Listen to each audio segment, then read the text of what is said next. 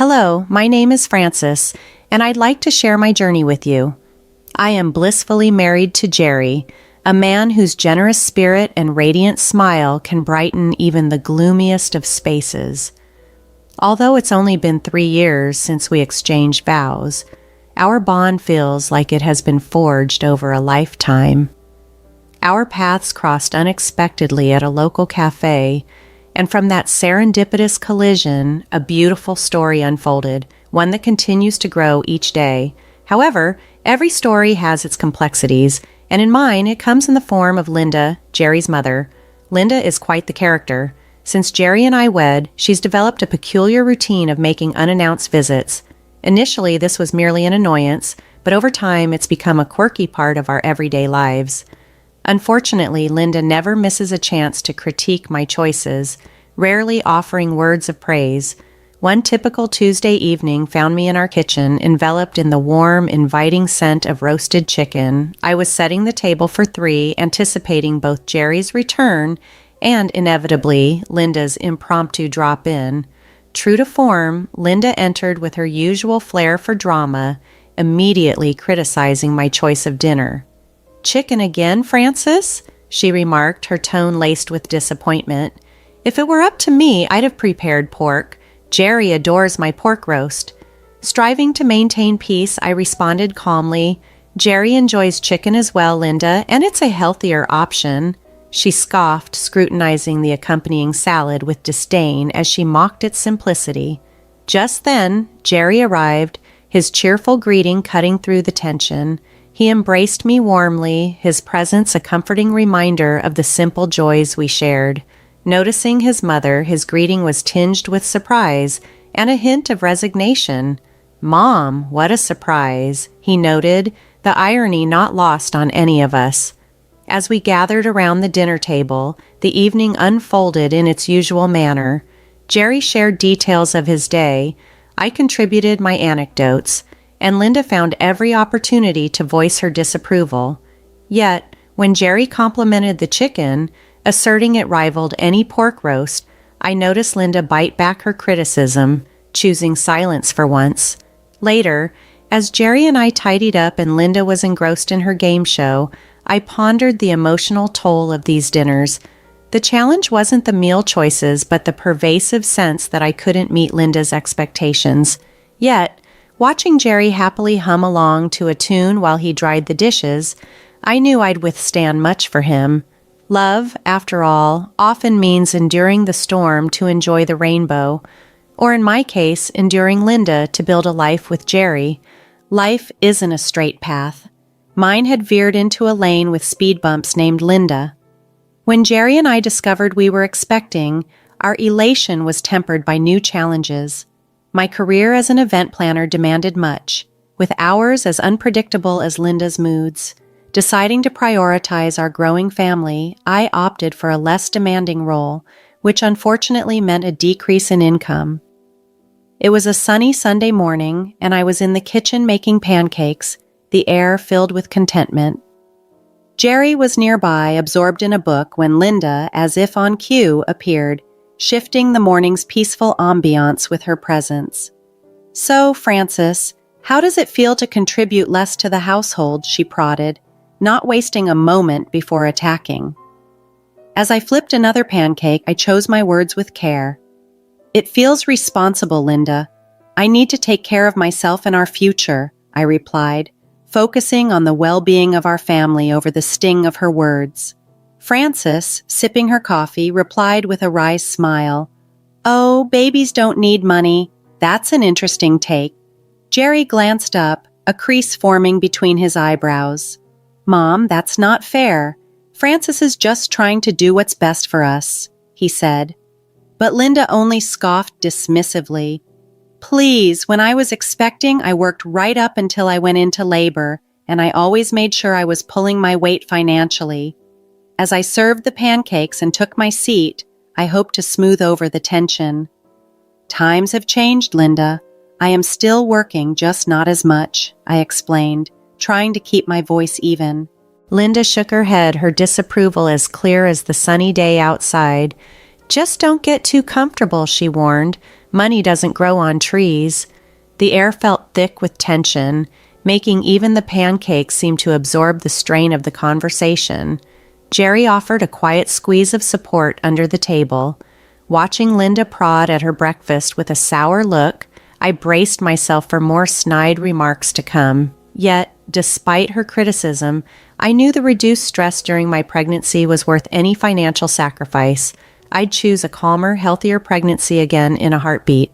Life had indeed changed since Austin's arrival. My once tranquil home office now resembled a lively circus scene where I played the juggler, balancing work and newborn care. It felt like threading a needle while riding a roller coaster, but it was our chaotic ride and I loved it. One hectic Wednesday, as I juggled emails and baby essentials, the doorbell rang. It was Linda, no doubt. "Just a minute," I called, balancing Austin on one hip and my laptop on the other. As I opened the door, there she was, purse and judgment ready. "Looks like you could use some help," she commented, stepping past me. As I settled Austin and returned to my tasks, Linda eyed the scattered toys and my busy screen. "Back when Jerry was a baby, I kept everything perfect and he was always my priority," she remarked. I bit back a retort, maintaining my calm as best as I could. "Things are different now, Linda. Working from home is all about balance," I replied. She sat, watching critically. "Does Jerry realize how chaotic things are here?" I met her gaze, my voice steady. "Jerry knows I'm doing my best." Linda tutted, her disapproval thinly veiled. "Well, I suppose your best will have to do," she conceded. As she left, her parting shot was a sharp reminder. "Remember, Frances, a mother's place is with her child, not her work." Closing the door, I leaned against it, her words stinging briefly. But then Austin smiled up at me, all gums and innocence, and I knew we were all right. Work could wait, these precious moments with Austin could not. Our living room might be messy, but it was our perfect mess. 3 years into marriage, life had found a rhythm, even if it was frequently disrupted by Linda's critical visits. As I prepared to return more fully to my career, my heart ached for the moments away from my little boy, but I was determined to maintain our balance. Life, with all its imperfections, was exactly as it should be. Returning to work stirred a mix of emotions within me. There was a flutter of excitement about reclaiming a part of my identity that had been on pause. The office was exactly as I had left it, yet everything seemed transformed. Colleagues greeted me warmly, asking about Austin and making the transition easier. My desk, once a minimalist haven, now boasted colorful drawings and a photograph of Austin's toothless smile. Each email I sent and project I planned felt tinged with thoughts of him, each step at work a parallel to the steps I imagined for his future. Arriving home that evening felt monumental, like crossing a finish line. I was met with the sweet sound of Austin's giggles as Jerry, the ever-doting father, playfully flew him around the living room like an airplane. They were wrapped up in their joyous little world, and for a brief moment, I felt like an outsider, a pang of jealousy that perhaps only a mother returning to work could understand. Before I had a chance to settle in, Linda arrived, her tone carrying a hint of disapproval. "Back at work, I see. And how is Austin handling daycare?" she inquired, her voice laced with a hint of accusation. I tried to maintain a cheerful tone. "He's been at daycare and he's doing wonderfully," I assured her, taking Austin into my arms. Linda raised an eyebrow in silent judgment, a reaction I knew too well. "Daycare at his age? I never would have," she commented. Jerry quickly stepped in. "Mom, times are different now. We're doing what's right for our family," he said. Linda sighed audibly and retreated to the kitchen. "Well, I hope you know what you're doing," she muttered. The air was thick with the stalemate of our generational differences. Jerry and I shared a weary glance. This was the new normal for us, a delicate dance of defending our lifestyle choices. Dinner that night was a subdued affair. Austin's high chair, the sole beacon of cheer amidst the unspoken tensions. Linda ate little, her disapproval hanging heavily at the table. Afterward, as Jerry tucked Austin into bed, I found myself alone with Linda. Linda, I know you don't agree with our choices, but I need you to trust that we're doing what's best for Austin, I said as I cleared the plates. She looked at me, her expression softening momentarily. Frances, I just want what's best for him too, she admitted. I understand and I appreciate that, but best can mean different things, I replied, hoping to bridge the gap between us. She nodded slowly, conceding, I suppose you're right, but it doesn't mean I have to like it. As the evening settled and the house grew quiet, I finally had a moment to catch up on work and reflect on the day's happenings.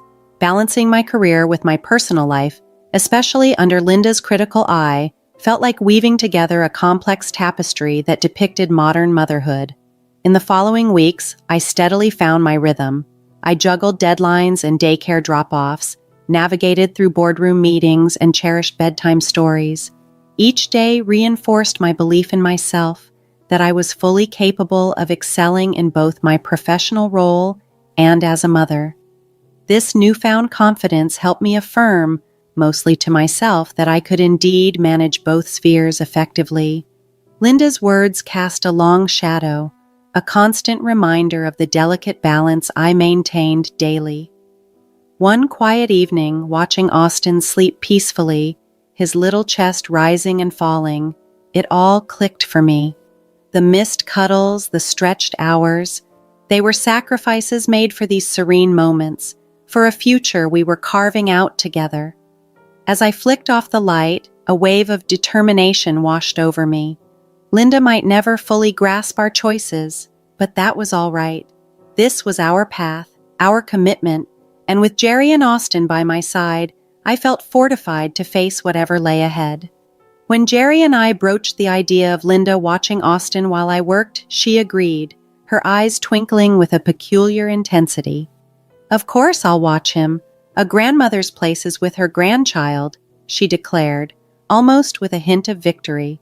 The first day I left Austin under her watch, armed with a list of do's and don'ts and a kiss on his forehead, I reassured her, if you need anything, just call me. Her reply was firm, laced with the unique confidence of a grandmother. Go to work, Frances. We'll be just fine. However, as the days unfolded, her initial enthusiasm seemed to diminish. Each evening I returned home to a catalog of grievances. He wouldn't nap. He's too fidgety. He throws his food, she reported with growing exasperation. One night, as I handed her a soothing cup of tea, I tentatively suggested, Linda, if it's becoming too much, perhaps we can consider daycare for Austin. She slammed her cup down, the clatter echoing our tense conversation. No, I don't trust those places. I'll watch him, she insisted. Yet, seeing the fatigue etch deeper into her features each day, I couldn't help but express my concern. But you seem so tired, and I hate seeing you this way. Her gaze met mine, stubborn and resolute. I said no, Frances. I'm his grandmother. I have to endure. Who better to look after him than family? It was a familiar dance. My suggestions met with firm resistance, my worries with a cold rebuttal. Okay, Linda, if that's what you want, I conceded, knowing that further argument was futile. Each morning as I left Austin in her care, my heart was heavy with concern. Every evening I returned to find her a bit more worn, a bit less patient, yet always insistent on continuing. Her dedication was as commendable as it was exasperating. I watched her pour her heart into caring for Austin, even as it seemed to deplete her, leaving me in a constant swirl of gratitude and guilt. After Austin was tucked into bed, Jerry and I would discuss our options in hushed tones, searching for a solution that could offer some relief without sparking another standoff with Linda. Our conversations were a quiet attempt to navigate the complex family dynamics, always striving to balance our needs with her willingness to help. Jerry and I had become accustomed to Linda's unwavering stance on not letting anyone else care for Austin. Just when it seemed we had found our rhythm, a jarring incident disrupted everything.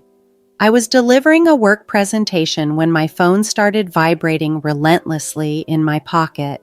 Stepping out, I saw it was Linda calling. With a tense voice, I answered, "Linda, I'm at work. Is everything okay?" Her voice came through, clearly frazzled. "Francis, I can't do this today. You need to come and get Austin now." My anxiety spiked. "What's wrong? Is Austin okay?" "He's fine, but I'm not. I can't handle this," she pressed. Panic knotted my stomach. "Linda, I can't just leave work immediately. Can it wait until my lunch break?" There was a chilling pause before she ominously added, "You'll regret not coming," and then she hung up. My heart was pounding and I tried calling her back to no avail. I managed to arrange last-minute daycare for Austin, but my focus was shattered. As soon as possible, I rushed to my car, making another attempt to reach Linda, but still no response. Then, a call from an unknown number stopped me in my tracks. "Mrs. Thomas, this is Officer Brian. We have Austin here at the police station. A woman brought him in saying she couldn't care for him anymore." My breath caught.